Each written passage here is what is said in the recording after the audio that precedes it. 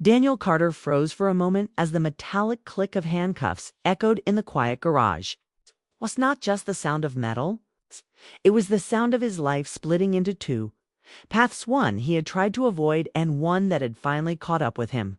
The man standing in front of him, his older brother Mark, shaking with fury, face flushed red, eyes blazing with a mixture of authority and personal vendetta. "I'm arresting you," Mark shouted, his voice sharp, almost breaking the calm Daniel maintained. Daniel didn't flinch. He didn't speak. He simply watched, studying Mark as if he were seeing him for the first time. There was anger there, yes, but there was also confusion, a desperate need to be right. Mark had always needed to be right. It was part of who he was, part of why they had grown apart. Mark had climbed the ranks quickly. He was the golden boy of the family, always doing what was expected, following rules without question, and taking pride in his uniform and authority. Daniel, on the other hand, had drifted. Quiet, observant, someone who preferred thinking over acting. Someone who kept secrets that weighed on him like stones in his chest. Their differences had always been there, simmering under polite conversation and family dinners. But it wasn't until the betrayal that the gap turned into a chasm. 2 years ago, Daniel had been on an undercover assignment, delicate and dangerous work he trusted only himself to manage. He had warned Mark explicitly not to share information, not to brag, not to slip. But Mark had. Mark had boasted, thinking he was harmless, thinking the world would bend around his confidence. It didn't. The people he spoke to weren't just casual acquaintances. They were dangerous. And that single misstep had exposed Daniel to risks that could have ended him. The agency covered it up. Officially, there was no problem. But Daniel knew the truth. He had survived, but barely. And the cost had been personal trust broken, pride shattered, and a brother who thought he had done the right thing. Now Mark stood in front of him, badge in hand, authority brimming, ready to enforce a law that was less about justice and more about personal satisfaction. He had rehearsed this moment in his mind. He had waited for years, building a case, believing he was the hero finally correcting a wrong. "You don't get to hide anymore," Mark shouted, pushing Daniel toward the waiting car. Every word was laced with a sense of victory, as if capturing Daniel could undo the past. But Daniel felt a strange calm. He wasn't afraid. Fear had been his companion during the undercover operation. Now, anger and the desire for clarity, not panic, guided him. Daniel had always known he would face Mark one day. He had imagined many scenarios, angry confrontations, heated arguments, maybe even violence, but none of them prepared him for this level of personal betrayal. It was one thing to deal with enemies who wanted to see him fail. It was another entirely to see the man he grew up with, the person who should have protected him. Convinced that he was right in a moment that could ruin both their lives. "You might want to slow down," Daniel said quietly, calm but deliberate, "because you just kidnapped a federal agent." Mark laughed at the words, sharp and dismissive, the kind of laughter that comes from disbelief rather than humor. "You always were good at lying," he snapped, clearly thinking Daniel was bluffing. But Daniel didn't raise his voice, didn't flinch. There was no need. Timing, he had learned, was more powerful than shouting. The calmness in his voice carried weight. It wasn't just a statement, it was a warning, subtle but unmissable. As the garage door rolled open and the car waited, Daniel let himself breathe slowly. The engine roared to life, the night air humming around them. He watched the streetlights flash by as they drove through the quiet city, and his mind replayed the moments that led them here. Betrayal wasn't sudden. It had built slowly, through small incidents, careless words, and choices that each felt justified at the time. Mark had thought he was protecting the family, protecting the law, protecting himself. Daniel had thought he was surviving, following rules that weren't always clear, trusting someone who ultimately couldn't be trusted. Mark's hands gripped the steering wheel tighter, knuckles white. The uniformed certainty he carried began to crack in small ways, visible only to someone who knew him well. Daniel noticed the subtle hesitation, the way his brother's jaw tightened. When he thought Daniel wouldn't see, the way his eyes darted briefly to check the rearview mirror as if worried someone else might be watching. Mark's confidence, so polished for years, was now flawed. And Daniel understood something critical. The man chasing him, trying to assert control, was acting from personal anger, not justice. That made him predictable. The car wound through empty streets, past dimly lit storefronts and flickering traffic lights, the city unaware of the tension inside. Daniel thought of all the nights he spent planning, imagining confrontations, weighing consequences. He had never wanted revenge, not truly, not until he felt the weight of betrayal. Revenge wasn't just about retaliation, it was about understanding, about ensuring that those who hurt you saw the cost of their actions without losing themselves in the process. Mark broke the silence first, voice low but insistent. "I've waited too long for this. You think you can hide? You think you can manipulate? But it ends tonight." Daniel met his brother's gaze, steady and unflinching. "You think this ends with cuffs and shouting?" he said softly. "But you don't understand what you've started." The words hung in the air, heavier than any handcuff. Daniel didn't need to explain. The calm in his tone, the certainty in his stance, was more dangerous than threats. He wasn't just resisting arrest. He was forcing Mark to confront a truth he hadn't anticipated, that actions, even those done with perceived righteousness, carried consequences far beyond imagination. As the car continued through the silent night, Daniel reflected on the subtle ways betrayal had shaped him. Every sleepless night, every calculated decision, every moment of fear and uncertainty had taught him patience, observation, and control. Now all of that was being tested. And in that testing, he realized something profound. He didn't need to act out of anger. He only needed to wait for the right moment to let truth and timing carry the weight he had once carried alone by the time the car reached the station. Daniel's calm was unshakable. Mark's certainty was faltering, evident in the brief hesitation before he pushed open the doors. The scene outside, the car lights flashing, officers milling.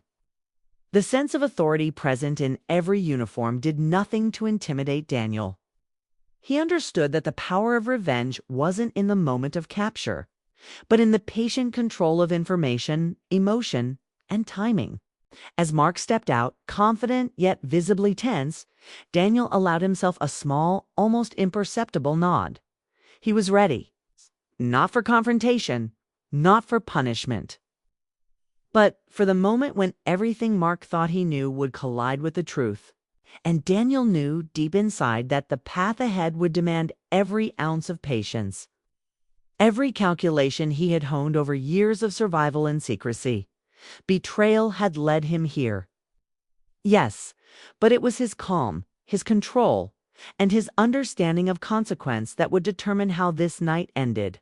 And Daniel Carter had no intention of wasting this moment, not on fear, not on anger, and certainly not on regret. The holding room smelled of disinfectant and fear.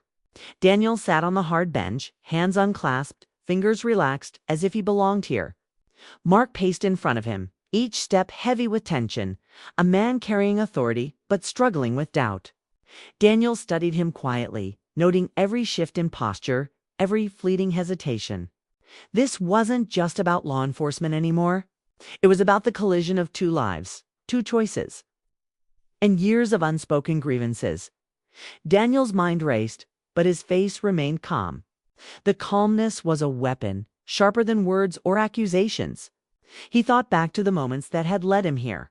The undercover work, the narrow escapes, the nights alone in small apartments with only papers and files to keep him company. Each risk had taught him patience. Each betrayal had honed his understanding of human nature. And now, facing Mark, he had a choice. He could let years of anger dictate his actions, or he could wait, let the truth unfold and allow consequences to arrive naturally. Mark's breathing grew faster. He thought he had power, but Daniel could see it slipping through his fingers. Every time Mark opened his mouth to assert control, Daniel's silence weighed heavier than any argument. It wasn't disrespect. It was strategy. Daniel had learned that people who believed themselves righteous often revealed more than they intended when confronted with calm certainty. Mark was no exception. "You think you're clever?" Mark said, stopping abruptly, eyes narrowing. "You've been hiding, manipulating, always one step ahead. But it ends tonight. You're mine." Daniel leaned back slightly, his voice low, almost casual. "You think this is about me? It's about choices, Mark. Choices you made long before tonight." Mark's hands clenched into fists. "I did what I thought was right. I did it for us." Daniel studied him carefully. That was the weakness his brother's belief in his own moral superiority. Mark genuinely thought he was protecting their family, protecting the law, protecting the world. That belief had cost Daniel months of careful planning, years of trust, and almost his life. And yet Daniel recognized it for what it was: human. Flawed but human. As they spoke, Daniel's mind turned to revenge, not violent, not impulsive, but precise. He imagined the moment when Mark would realize that every action he took, every decision he thought justified, had consequences far beyond what he could predict. Daniel could have called it in. He could have exposed Mark to his superiors, watched his badge stripped, seen him face disciplinary action, public scrutiny, humiliation. That would have been satisfying momentarily. But satisfaction was temporary. Daniel wanted something more lasting, more profound. He wanted understanding. Mark finally sat across from him, the weight of uncertainty settling in. He was breathing heavily, but there was a flicker of doubt in his eyes. Daniel seized it, letting the silence stretch. Words weren't necessary yet. The room, the stakes, the years of unspoken tension. They spoke louder than accusations or threats ever could. Daniel's thoughts drifted for a moment, recalling the nights he had spent planning, imagining what he might say, what he might do. Revenge had tempted him countless times. He could have let anger take the reins. But anger was fleeting, like fire in the wind. Control, understanding, and timing, that was power. That was what made revenge meaningful. Or at least, what could make it meaningful? Mark broke the silence. "You always knew how to play the game, didn't you? Quiet, calculating, waiting. I thought I was clever, but you were always ahead." Daniel met his gaze. "I didn't play a game. I survived." Mark laughed bitterly. "Survived? Is that what you call it? I thought we were family." Daniel didn't answer. Words wouldn't change the past. The betrayal had already happened. Mark had already made his choice. All Daniel could do now was navigate the consequences. He considered the moment when he could finally act, when the truth would hit Mark like a wave. And he realized revenge wasn't about anger or humiliation, it was about timing. About letting someone see the full weight of their actions without needing to yell or strike. The door opened briefly, letting in the faint hum of fluorescent lights.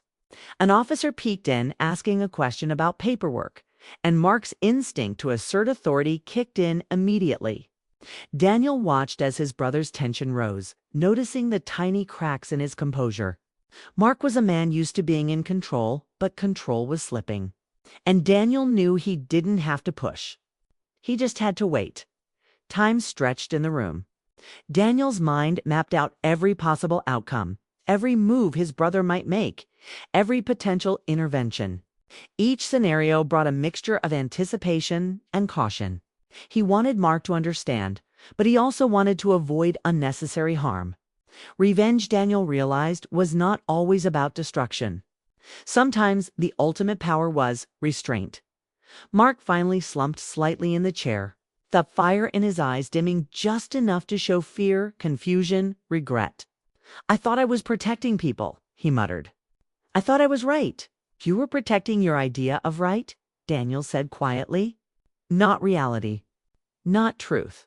Mark's face twisted, a mixture of shame and disbelief. For the first time, Daniel saw his brother as someone broken, human, and not simply the enemy he had imagined. And Daniel felt something he hadn't expected: empathy.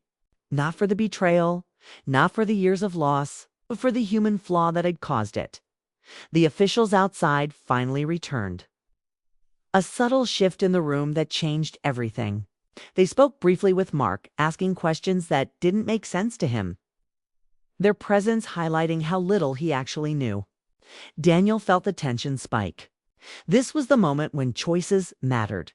He could call the agency, expose Mark, ensure justice, or he could step back. Let Mark confront his own actions without manipulation. Without escalation, not Mark looked at Daniel again, uncertainty written on his face. "What are you thinking?" he asked, voice trembling. Daniel's eyes were steady. "I'm thinking you need to see the consequences of your actions. But not from me, from the truth." Mark's breath hitched. He wasn't prepared for restraint. He wasn't prepared for someone who had been wronged to act from calmness rather than rage. The uncertainty in his eyes made Daniel realize how close they were to a breaking point. One wrong move could send Mark spiraling. One misstep could turn the night into chaos. And yet Daniel didn't flinch. He didn't act. He let the moment hang, letting Mark feel the weight of hesitation, guilt, and the potential for disaster. As the minutes stretched, Daniel considered the path ahead. He could have revenge. He could have satisfaction. He could have the moment where Mark's world crumbled. But he also knew something more, that the satisfaction of revenge was fleeting. But the lesson learned, if Mark saw it fully, truly could last. That lesson, Daniel decided, would be the real victory. Mark finally slumped fully into the chair, exhaustion and doubt overtaking his anger. Daniel's calm had won without a word. He had not struck, had not yelled, had not revealed secrets. Yet the imbalance of power had shifted. Mark understood in a way he couldn't articulate. That control was no longer his. The room fell quiet again, except for the low hum of fluorescent lights and the distant sound of footsteps in the station. Daniel allowed himself a small, private satisfaction, not revenge. Not destruction, but the understanding that he had guided the moment carefully, letting consequences and truth rise naturally. Revenge, Daniel realized, was a path with many faces. It could be loud and destructive, but it could also be silent and precise. The choice he had made to let Mark confront the reality without escalation was a gamble. And in that gamble lay power, restraint, and clarity. For now, Daniel waited. The night was far from over, and the final reckoning had not yet come. But the first victory, the first shift in control, had been achieved. And for someone who had spent years surviving betrayal, that's small. Controlled triumph was enough to sharpen his focus for what was still to come. The station felt colder than Daniel expected. Fluorescent lights hummed overhead, harsh and unyielding, casting long shadows across the room. Mark stood rigid, face pale, hands trembling slightly as he held onto his badge like it could protect him from what was coming. Daniel watched him silently, the calm in his posture sharp, deliberate, unshakable. This was the moment they had both been moving toward for years, the moment of truth. When choices would reveal character, not rank, not title, not authority. Two officials entered the room. Their presence shifted the air immediately. They looked at Mark first, the uniformed officer standing tall, the other checking notes on a clipboard. Neither glanced at Daniel with suspicion. They already knew who belonged here. Mark's confidence faltered. This was no longer his territory, no longer his story to tell. The room had changed subtly, but completely. The power dynamic shifted, and Mark could feel it. Officer Carter, one of the officials, said, voice neutral but firm, "Step aside." Mark froze, eyes darting between Daniel and the officers. "What? What's happening?" His voice cracked. It was the first time it had cracked that night. He had believed himself in control, ready to deliver punishment, ready to assert justice, ready to prove he was right. But control had slipped. He didn't know what was real anymore. The official turned toward Daniel and nodded. Agent Carter, we've been trying to reach you." Silence hung in the room like a weight, pressing down on both brothers. Mark's face drained of color, disbelief clear in every line. His chest tightened, the realization settling in that he had misjudged everything. His certainty, his belief in his own righteousness had led him here, and now he had no control over the outcome. Daniel, calm and composed, stood slowly, hands relaxed at his sides. Aware of the subtle shift in authority that came from truth, not force. Mark's voice was barely a whisper. You're really? Daniel nodded once, slow, deliberate. He let the words and the silence that followed speak louder than any accusation could. Mark's mind raced. Years of misplaced confidence, years of believing in his own moral compass above all else, were unraveling in an instant. He was unprepared to face reality, unprepared for the fact that his own brother, the person he thought he could control, had always been several steps ahead. The officials waited. They didn't intervene yet. They let the tension build.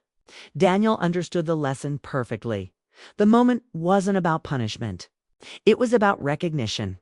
Recognition that actions, no matter how justified they seemed at the time, carried consequences. Mark had believed himself the hero. But heroes sometimes caused more damage than villains. Daniel could have called it in right then. A single word to the officials, a detail revealed, and Mark's career would crumble. He could have watched his brother face public scrutiny, disciplinary review, even legal consequences. The satisfaction of revenge would have been immediate and intense. The thrill of seeing someone who had hurt him, humbled, frightened, and powerless could have been enough. But Daniel hesitated. He felt the weight of what he had learned over the years, the emptiness of revenge, the fleeting nature of satisfaction, and the lasting scars that retaliation leaves behind. Mark's gaze sought understanding, but all he found was calm. The room seemed to shrink around him, the truth pressing in. He had thought he was in charge, thought he knew everything, thought he could act without consequence. And now he faced the realization that he had been blind to his own flaws, blind to the human cost of his decisions. Daniel's thoughts drifted for a moment, reflecting on all the nights he had spent planning, imagining confrontation and weighing the costs of retaliation. The desire for revenge had been there, sharp and insistent, tempting him to act out of anger and years of frustration. But Daniel understood something critical. Power wasn't in striking. It was in choosing when to strike, when to hold back, when to let consequences arrive naturally. The true victory was in restraint, in guiding the outcome without becoming a mirror of the betrayal he had suffered. Mark finally slumped slightly, the fire in his eyes dimming just enough to reveal fear, confusion, and regret. "I thought I was protecting people," he muttered, voice trembling. "I thought I was right." "You were protecting your idea of right," Daniel said quietly. "Not reality. Not truth." The words hit Mark harder than any accusation, sharper than any threat. He realized for the first time that his own certainty had been his undoing. He had acted out of pride, out of fear, and out of a desperate need to prove himself superior. And in doing so, he had endangered the person he should have protected most, his brother. Daniel didn't move. He didn't raise his voice. He didn't shout or yell. His calmness, the deliberate patience he had honed over years of surviving betrayal, carried more weight than any physical force. He allowed Mark to face the truth, to see the full impact of his decisions without interference. The power of observation, of measured timing, was stronger than any handcuff or official order. The officials glanced at each other, waiting for Daniel to direct them, but he didn't. He had made his choice. The lesson would be learned not through action, but through recognition, reflection, and understanding. Mark's realization, raw and unfiltered, was the true reckoning. Mark's shoulders slumped fully, exhaustion and guilt overtaking anger. He had expected confrontation, accusation, even retaliation. Instead, he faced the quiet truth of his errors. The weight of years of pride, the consequences of misjudgment, and the human flaw that had led to betrayal all collided at once. For the first time, he was small, unguarded, and vulnerable. Daniel took a step back, giving the room space. He felt a strange clarity, a focus sharpened by patience and restraint. Revenge had been tempting, yes. The moment of exposure, of humiliation, could have been gratifying. But Daniel understood that such satisfaction was temporary, shallow, and fleeting. The real victory was in guiding the outcome, in letting truth speak louder than anger, in letting the human cost reveal itself without interference. Mark's gaze fell to the floor. "Why didn't you destroy me?" he asked, voice barely audible. Daniel met his eyes, calm but resolute. "Because I already know what that feels like," he said softly. "I've lived it, and I don't want that to define me." The officials finally stepped forward, acknowledging Daniel's status and authority. Mark remained frozen, unable to respond, unable to act. The lesson had arrived. It wasn't the law that humbled him, or Daniel's words, or even the presence of the agency. It was the quiet, deliberate restraint that forced him to face the consequences of his actions on his own terms. As Daniel walked toward the door, the weight in the room shifted completely. Mark remained behind, the gravity of his choices settling like a shadow. Daniel had guided the moment without violence, without shouting, without immediate retaliation. He had let truth and consequence take their course, and in doing so, he had achieved the satisfaction of resolution without becoming the person who had betrayed him. Outside, the night air was cool against Daniel's face. He breathed deeply, feeling a sense of release, not triumph, not gloating, but the clarity of someone who had survived betrayal, faced the ultimate confrontation, and walked away without losing himself. The streets were quiet, the city unaware of the personal reckoning that had just occurred. Daniel knew this was not the end. Consequences would continue to unfold. Mark would face internal reviews, questions, and challenges. Their relationship would never be the same. But Daniel also knew that his choice to act with restraint, to prioritize understanding over vengeance, had created a different kind of victory, one that would resonate long after anger faded, as he disappeared into the night. The lesson lingered.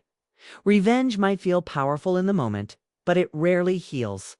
True power lies in patience, in restraint, in letting truth guide the outcome, and in walking away knowing you have not compromised who you are. And Daniel Carter had done exactly that.